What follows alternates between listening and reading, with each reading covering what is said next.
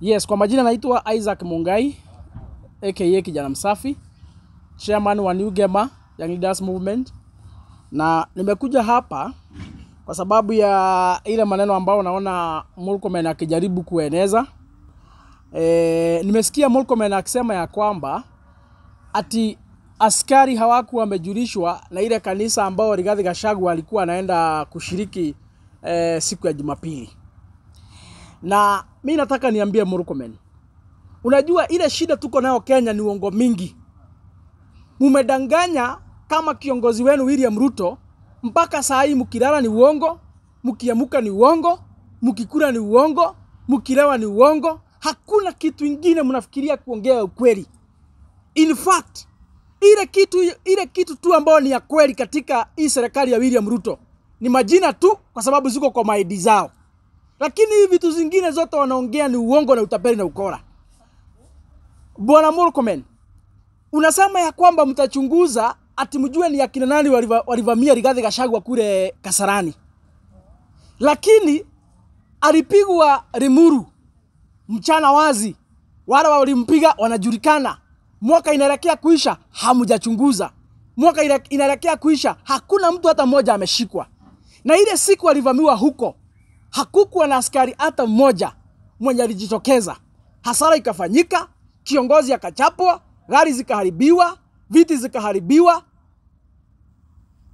Mchana wazi kama dunia inaona, na hadi wa leo hakuna mtu ameshikwa. Uko Shamata walipigwa, hata kwa kanisa tear gas ikarushwa. Askari mwenye pia mnaweza kuwa na kibarua ngumu pengine kutafuta wakora, lakini pia hadi askari wenu wale ambao walikuwa narusha hiyo tear gas kwa kanisa huko Nyandarua, hadi wa leo hii hakuna mtoto mmoja ameshikwa. Kwa hivyo hii kusingizia, mnajaribu kusingizia ati mnasema ya kwamba askari hawakuwa wamejulishwa kwamba Rigathi Gachagua anaenda kushiriki huko Kasarani.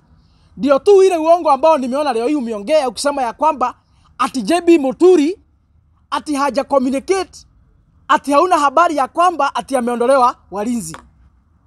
Na ile shida tuko nao Kenya hii ni vizuri wa Kenya wajue. Hii idara ya polisi iko na shida kwa sababu hii kazi ya kuondolea viongozi wa maaskari inafanywa kule State House.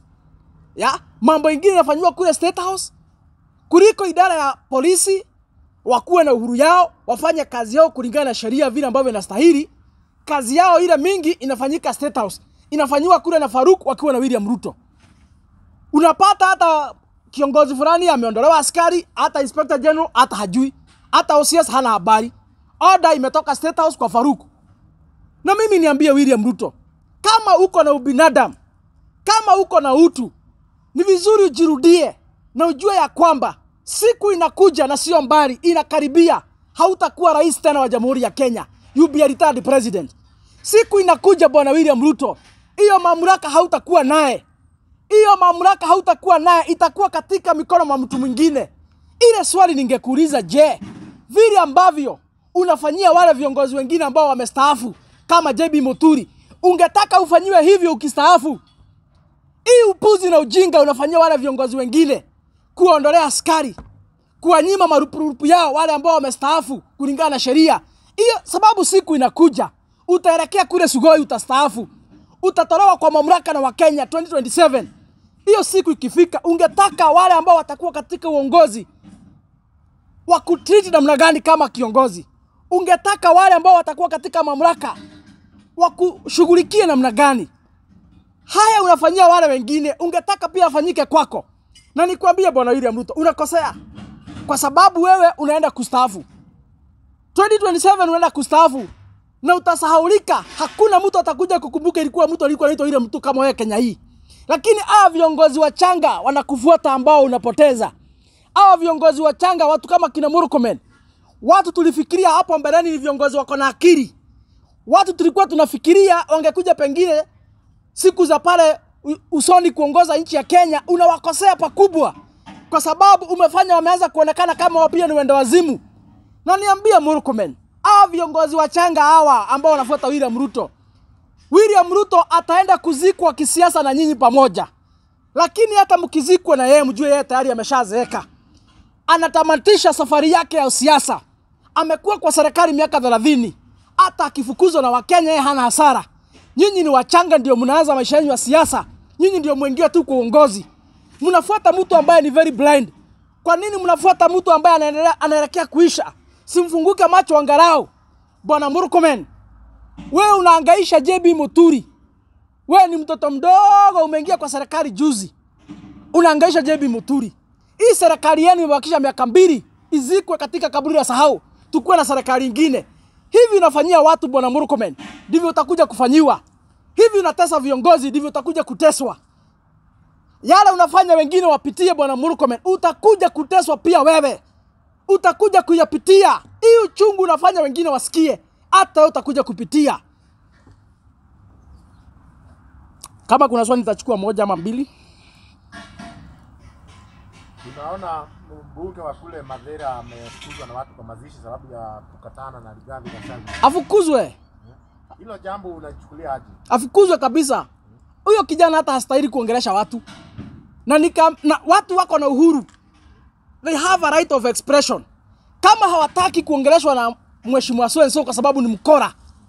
Kama Wakenya hawataki kusikiza kiongozi so kwa sababu hasikizi wa Kenya, hawakilishi wa Kenya vile ambavyo inastahili, anafaa kupotea, aende, afukuzwe. Afukuzwe. Wakenya wako na uhuru.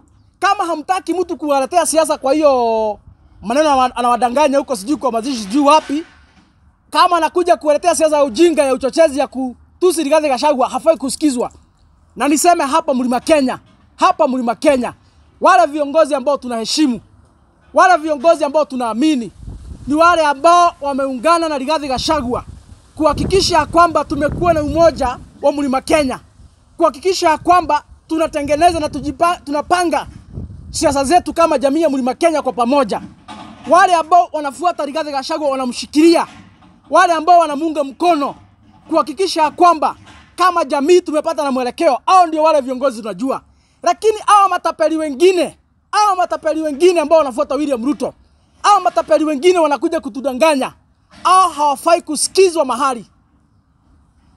Hii Gachagua anatumua gunzi, unaona kama iko na manufaa gani hii yenye hataki ongee? Kwani nini tisho? Mimi naambia William Ruto, aache kurukaruka. Aache wasiwasi. Mwanamke akiwa na mimba hafai kuogopa uchungu, kwa sababu miezi 9 ikiisha uchungu bado itamramba. Kwa hivyo niambia William Ruto, wewe ni rais wa Jamhuri ya Kenya. Siku zako za kutolewa kwa mamlaka zinakaribia. Ile uchungu unajaribu kupostpone, ile uchungu unajaribu kupotelea, ya kuhand over pale Kasarani, ya kutolewa kwa mamlaka kama rais wa kwanza kwenda pamoja na Wakenya, hiyo uchungu hauwezi ipotelea. Wewe ni sawa na mwanamke yako na mimba. Hakuna vile ambavyo mwanamke yako na mimba anaweza potelea uchungu. Kwa hivyo hata ufukuze Rigathi Gachagua kwa makanisa, hata umtumia wakora wamuangaishe asiongeleshe raia, kile unaogopa bado kitakushika tu, kwa sababu siku ya kuhand over inakuja na haiko mbali. Kura tunapiga tarehe 8 mwezi wa 8 2027. Is only 2 years time. Ya? Kwa hivyo nikuambie Bwana William Ruto, acha kujisumbua na Rigathi Gachagua. Rigathi Gachagua hata si lazima aenda kwa makanisa, hata si lazima aenda kwa mkutano. Rigathi Gachagua ako na uwezo wa kuongea na Wakenya akiwa kwa boma yake. Na Rigathi Gachagua bila hata kuwania kiti ya urais atakupeleka nyumbani asubuhi na mapema, kwa sababu ametuambia siri zile ambazo kama Wakenya hatungejua. Na niambia Rigathi Gachagua amefanya kitu ya maana sana, ile kitu Uhuru Kenyatta alishindwa kufanya. Uhuru Kenyatta alikuwa anasema hata achia nchi mwizi, lakini hakuwa anatuelezea haswa William Ruto ni nani. Yule mtu amekuja kuokoa Wakenya kwa njia ya kutuambia ukweli na kutuambia William Ruto ni nani, ni Bwana Rigathi Gachagua. Nimpongeze yeye kwa sababu ameongea kama mwanaume bila kuficha na ametuanikia kila kitu wazi. Saa hii Wakenya wote kwa jumla, hakuna mtu hajui William Ruto ni mtapeli. Saa hii hakuna mwananchi hajui William Ruto ni mwizi. Hakuna mwananchi hajui William Ruto anaongoza Kenya kujinufaidi na kujitajirisha yeye mwenyewe na wakora wachache wale ambao wamemzingira. Saa hii tumejua ukweli. Rigathi Gachagua ametufungua macho. Tushafunguka, tunajua ukweli na hakuna matumaini. Hakuna kitu hata moja tunatarajia kutoka kwa William Ruto. And I thank Rigathi Gachagua for that, by the way, for telling Kenyans the truth. Hii ndio ile ukweli wa Kenya tulikuwa tunakosa. Ndio maana William Ruto alikuwa na nafasi ya kutudanganya na kututapeli. Lakini vile Rigathi Gachagua amefunguka na bado atafunguka mengi. Bado atatuambia mengi. By the time tufike 2027 mpaka watoto wa siku moja kuzaliwa, hakuna mwenye atataka kusikia jina ya William Ruto Kenya hii. Na pengine tunaona Moses Kuria anakuwa auction na ndiye atakuwa serikali. Maybe ni kusema ni pesa amekosa ama ni nini? Moses Kuria alituambia uchumi ni sawa. Yeye mwenyewe ndiye ametumiwa na William Ruto. Unajua hawa viongozi wetu wanaonanga kama hatuna akili. Wakati tunawaambia William Ruto anawatumia, wanasema sisi hatujielewi. Kuria ametumiwa na William Ruto kuzunguka hapa Mlima Kenya kuambia watu SHA inafanya kazi. Wewe uliona Mkalenjin hata mmoja ametumiwa na William Ruto kuzunguka hapa kuambia watu mambo ya SHA? Kuna Mkalenjin hata mmoja umesikia William Ruto akitumia kuzunguka Kenya? Hawa tu viongozi ambao walafi wa kutoka hapa Mlima Kenya wakiongozwa na Moses Kuria ndio tu wametumika. William Ruto Kuria ametumika na William Ruto akatumika. Baada ya kutumika ndio huyo sasa sijui kama halipwi ama kumeendaje. Tena tumesikia auctioneer wametumwa kwake wanamchota. Niambie Kuria, utaambia Wakenya nini? Kwa sababu wewe mwenyewe ndio umetuambia mambo ya SHA, wewe ndio umetuambia William Ruto amerekebisha uchumi, wewe mwenyewe ndio umepigia hii serikali debe ukasema inaongoza vizuri, kila kitu iko sawa. Vipi mbona unachotwa? Na tukiwaambia Wakenya wanahangaika. So mimi siwezi shtuliwa na mtu mmoja kuchotwa na jamii inateseka huku kwa sababu ya uongozi baya William Ruto. So hiyo ni kitu kadogo sana imekumba tu William Moses Kuria peke yake. Hiyo si kitu ya kama jamii ati tuna wasiwasi tunashtuka. Hapana. Mamilioni ya watu wanateseka kila siku hapa kwa sababu ya serikali. So kama imefika wakati wa Moses Kuria kurambo, hivyo nasikia kirambo sasa, ndivyo Wakenya wamekuwa kirambo by the all through. Kwa sababu ya William Ruto kuzorotesha na kuharibu uchumi ya Kenya. Kwa hivyo sijui kwa nini watu wanaona kama ni kitu kubwa. Now that ni mtu mkubwa wa serikali anachotwa, inaonekana ni kama kitu kubwa. Si kitu kubwa. Wakenya wanachotwa kila siku kwa sababu ya uchumi mbaya. Wakenya wanachotwa kila siku kwa sababu ya uongozi ya upuzi, ya uporaji ya mali ya umma. Wakenya wanateseka kila siku kupitia hizi program zenye Kuria alikuwa anazunguka hapa akihubiri akisema zinafanya kazi.